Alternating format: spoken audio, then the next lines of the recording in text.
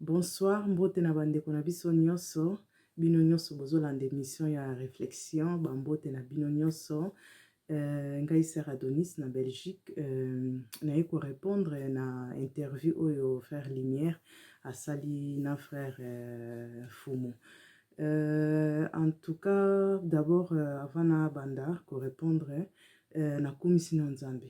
Na komisi Nzambe pona moment oyo apesi ngai nanu ya koya liboso na bino ya ko répondre na question oyo Frère Fumu atuni ke ou bien Frère Lumière alobi ke est-ce que azali na nzela ou bien aza na nzela te.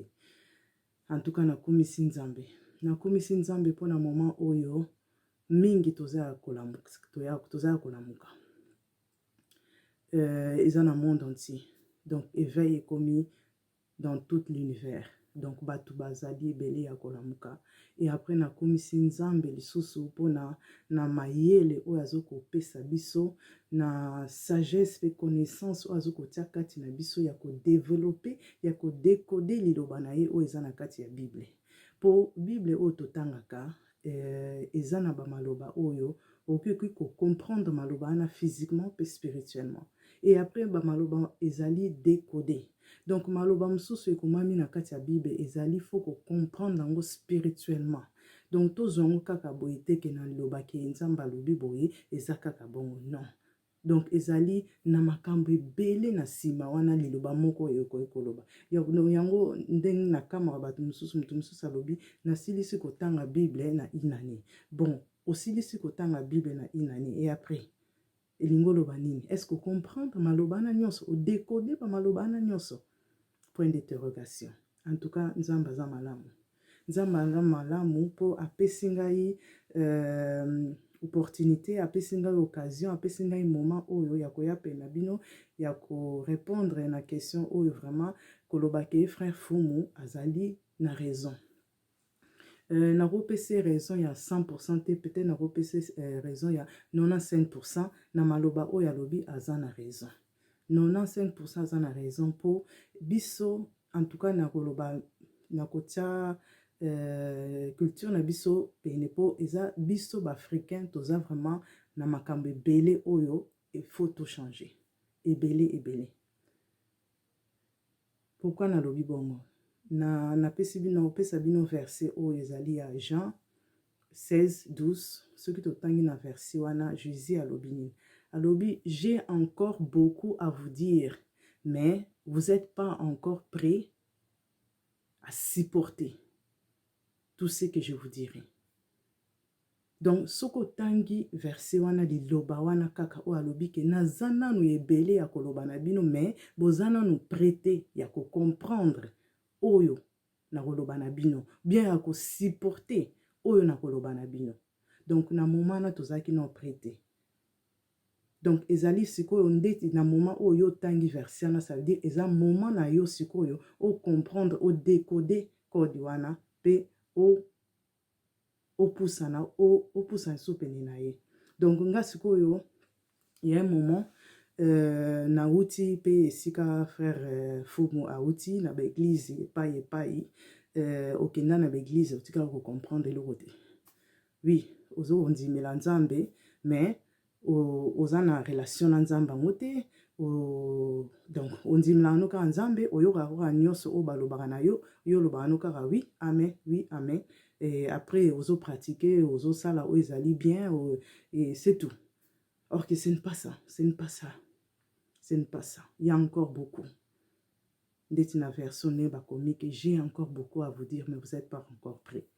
En tout cas, so inga pe na lobi na bino, peut-être bozana on peut prêter à koyoka. Donc yangwana maloba Frère Fumu loba ke, donc oyo mingi ba kritika kaye, mingi o ba finga kaye, ezali po bazana nu prêter ya koyoka o yazana ngo ya koloba. Yango Yesu aloba ki ana bozana nu prêter. Donc nani aza prêter? Oyo nana yambi vraiment molimo 100% kati na ete. Oyo nanu aza connecté te vraiment na Nzambe. Ye wana nde mutakoya ko critiquer. Pour le salut est individuel. Mutu na mutu aza na tango na ye o ako comprendre eloko. Mutu na mutu aza na mission na ye o ayeli na mokili oyo. donc mutu na mutu azali na tango na ye ako comprendre eloko batie kati na ye po a développer yango po abimisa yango lumière oyo eza kati na ye abimisa yango po bato ba comprendre ye po ba faire comprendre ye. Donc eloko na nio kozango na tango nango nga pe eza tango na ngai peut-être liboso ezalaki tango na ngai te mais siko eza tango na ngai frère Fumu pe ezali tango na ye a comprendre yo eza peut-être tango na yo te. Donc yango na Bible alobi ne jugez pas. Donc soki totangi susu mo wana liloba na Jésus alobi ne jugez pas. Donc ko juger moninga te pourquoi ko juger moninga te po yo peut-être tango na ye ko kito po comprendre ya zoloba. Nzambe azali munene aza munene aza tellement munene koki ko expliquer grandeur na été. Donc il faut au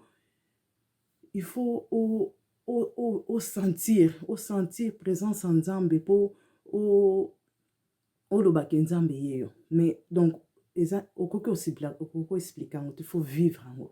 Donc eza expérience moko faut vivre Nzambe kati na yo azo travailler ndoko lo ba Nzambe oyo aza munene.